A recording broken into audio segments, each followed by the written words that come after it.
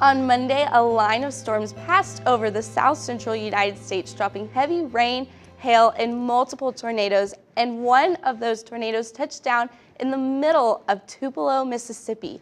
At the time, the local TV station WTVA was doing a live weather cut-in. Chief Meteorologist Matt Laubhan was at the helm when the storm hit, and his reaction in the last few moments on air have gone viral. Touchdown has been confirmed at this instant. You'll have to give me a second. We took a power key here at the studio, and I have to get all of my ability to look and see things back. Let's see if we're still on the air. You've got to be in your tornado stage. We're still on the air. This is a tornado emergency for Lee County. This is a tornado ripping through the city of Tupelo as we speak, and this could be deadly. Let's go tower cam. There's a damaging tornado on the ground right now.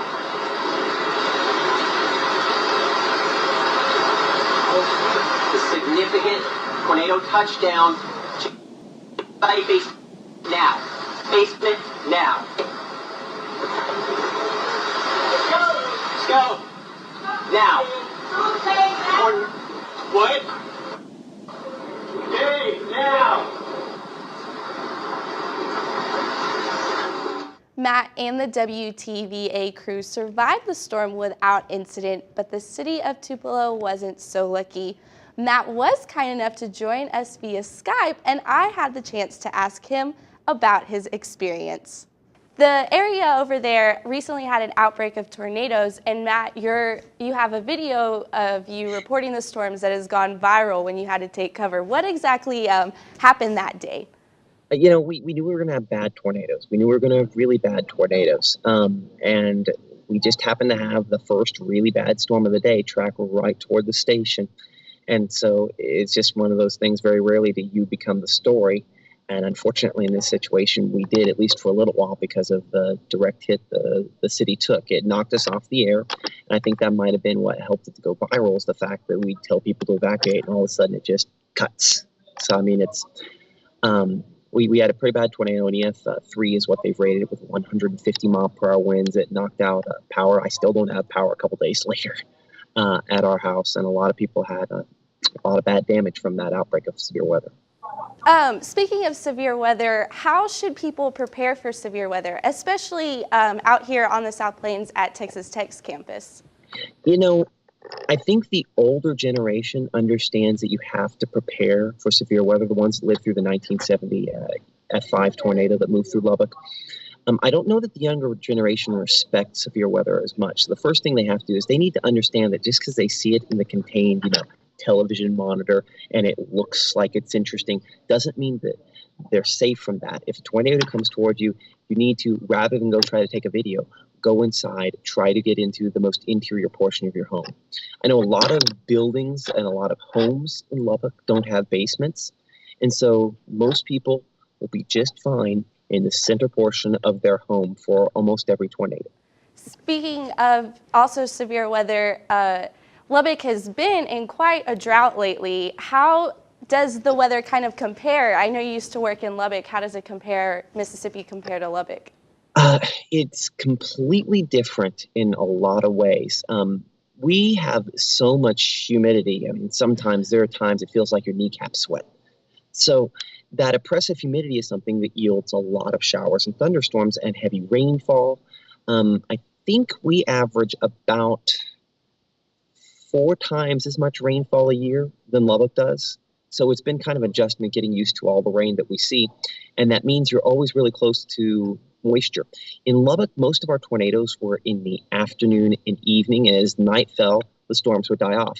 Here, the most likely time to see a tornado is actually after midnight. It's part of the reason why we moved here, is because more people die in tornadoes in Mississippi than just about any other place in the country, which means just about any other place in this hemisphere. I know you aren't forecasting Lubbock's weather right now, obviously, but do you have any ideas of what you think our severe weather could look like this year? You know, one of the things that's been very tricky this year has been these stalling patterns. They move through very slowly. It's kind of what led to us having the tornadoes we had this time around. The pattern set up where we stayed where we had just storm system after wave of energy come through. And so it made it to where we had a sustained chance for storms for a number of days. And it gave us more severe weather for a longer period of time. I say that because the slower movement of the patterns in the jet stream means that if it sets up, and for West Texas' sake, if it sets up where we can get moisture farther back in the northwest, you can get that onto the cap rock, and you can still have a strong enough upper level storm system, that's definitely a setup that could lead to active severe weather. The weather there is so variable because of the dry line, which is a difference between moist air and dry air. And it's part of the reason why there haven't been a lot of tornadoes on the cap rock the last few years is because of the drought. And the drought has kept that dry line off of the cap rock and most of the tornadoes off of the cap rock. So to a certain extent, the dry line has actually helped to reduce the number of cap rock tornadoes that we've seen in recent years, at least in my opinion. Thank you. Also, just one last quick question. Lubbock has kind of been debating the idea of tornado sirens. Does Tupelo, Mississippi have tornado sirens, and what do you think about the importance of tornado sirens? I think that Lubbock would be, I think you need as many layers of protection as possible for severe weather. But our tornado sirens failed.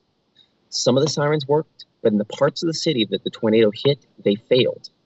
Now that sounds familiar because in 1970, with the F5 tornado that moved through Lubbock, the tornado sirens failed then. So I'm not saying it would be a bad idea, but people can't have the false sense of security that tornado sirens will be something you necessarily hear and that tornado sirens won't fail. Even if Lubbock gets tornado sirens, people need to have other means, whether it's a weather call, KCBD's thunder call, weather radios, the IMAP weather radio app. There have to be multiple things, multiple ways that you find out about a tornado warning. And if you have those multiple layers, you're in good shape. But tornado sirens by themselves are not the solution. It's honestly an outdated technology that's designed for people outdoors. Because if you're in the middle of a thunderstorm, you're not going to hear a tornado siren. You're going to hear the wind. You're going to hear the thunder. You're going to hear the rainfall. So I'm not saying it's a waste of money, but there are other ways in which that money could be spent that might save more lives. Thank you so much, Matt. Thanks for joining us for this MCTV Special Report. Remember that you can find more news anytime at ttuhub.net. For MCTV, I'm Carly Smith.